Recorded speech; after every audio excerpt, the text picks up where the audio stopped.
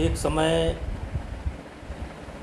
ऐसा था कि भारत की स्थिति बहुत बेहतर नहीं हुआ करती थी, लेकिन इधर लगातार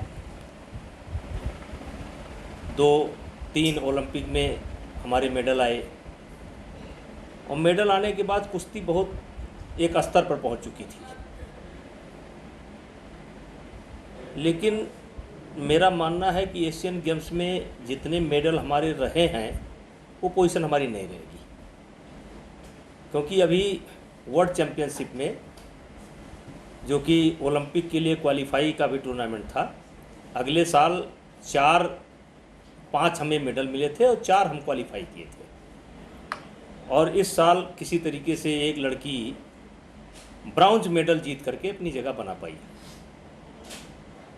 एशियन गेम्स में मेडल मिलेंगे, लेकिन मुझे जो दिखाई पड़ रहा है, जो हमारा पिछला प्रदर्शन है वो रहने वाला नहीं है, क्योंकि लगभग 9 महीने हो गए ना तो कोई नेशनल टूर्नामेंट हुआ, सारे नेशनल बंद हैं।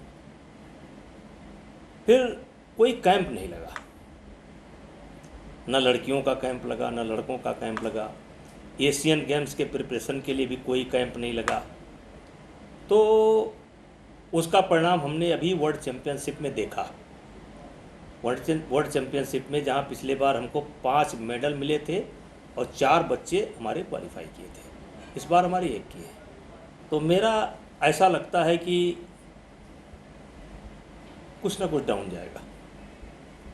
बजरंग पूनिया और विनेश फोगाट को बिना ट्रायल के एशियन गेम में पहुंचने पर काफ़ी विवाद रहा है।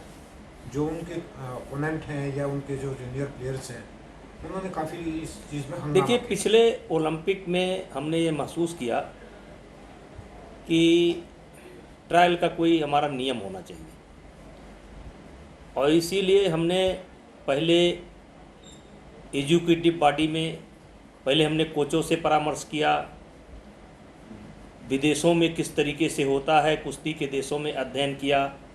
अध्ययन करने के बाद फिर हमने इन खिलाड़ियों से भी बात किया, कोचों की रिपोर्ट ली। उस आधार पर हम लोगों ने तय किया था कि जो हमारी भारत की कोई नियम नहीं था लेकिन एक परंपरा थी, तो उस परंपरा को तोड़ना पड़ेगा। और हमने एक नियम बनाया कि कोई भी हो उसको एक प्रक्रिया के तहत खेलना पड़ेगा। अगर आपको कुश्ती खेलना है तो पहले नेशनल खेलिए, अगर नेशनल बाई चांस आपको चोट है तो मेडिकल दे दीजिए, माना जाएगा। और फिर आप कैंप में आइए और कैंप में ट्रायल होगा, और उसमें और यही कारण था कि इन लोगों ने एक आंदोलन खड़ा किया। और इनकी 2 डिमांड थी। सबसे पहली डिमांड इनकी थी कि फेडरेशन के अध्यक्ष बदले जाए, क्योंकि क्या कहें, खैर चलिए। तो इस नियम के, लेकिन उसी समय मैंने कहा था कि देखिए, लड़ाई ये जूनियर बनाम सीनियर खिलाड़ियों की है। देखिए, इनको ओलंपिक में मेडल मिल चुका, इनको वर्ल्ड चैम्पियनशिप में मेडल मिल चुका, बिना ट्रायल के ये एशियन गेम्स में पहुंच गए। हो सकता है ले दे करके कोई मेडल आ ही जाए, लेकिन इन्होंने जूनियर खिलाड़ियों का करियर ख़त्म कर दिया।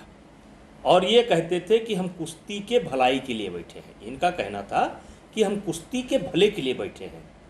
तो कुश्ती का भला तो इन्होंने कर दिया। 8 महीना हो गया, कोई कैंप नहीं, कोई नेशनल नहीं, किसी बच्चे के हाथ में कोई सर्टिफिकेट नहीं, और भला तो इन्होंने कर दिया। और भला दिखाई भी पड़ा, वर्ल्ड चैम्पियनशिप में दिखाई पड़ा। जहां 4 क्वालिफाई किए थे 5 मेडल के साथ, वहां 1 क्वालिफाई किए, तो भला तो कर दिया। एशियन गेम्स में भला कर देंगे ये। और ये जो हमने नियम बनाए थे, उसी नियम के विरोध में ही आए हैं।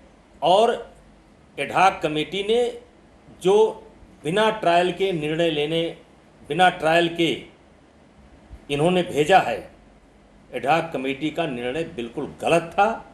उनको कुश्ती के बारे में कोई जानकारी नहीं है, और अगर इसी तरीके से चलता रहा तो देश की कुश्ती बर्बाद हो चुकी है और बर्बाद हो जाएगी। उसी सवाल पर आते हैं, जिस तरह से जो आंदोलन चला है, अभी पहलवानों का फिर कहना है कि उनका आंदोलन खत्म नहीं हुआ और ब्रिजभूषण को जेल में भेजेंगे? देखिए, अब तो सब विषय निकल करके पहुंच चुका है न्यायपालिका के पास।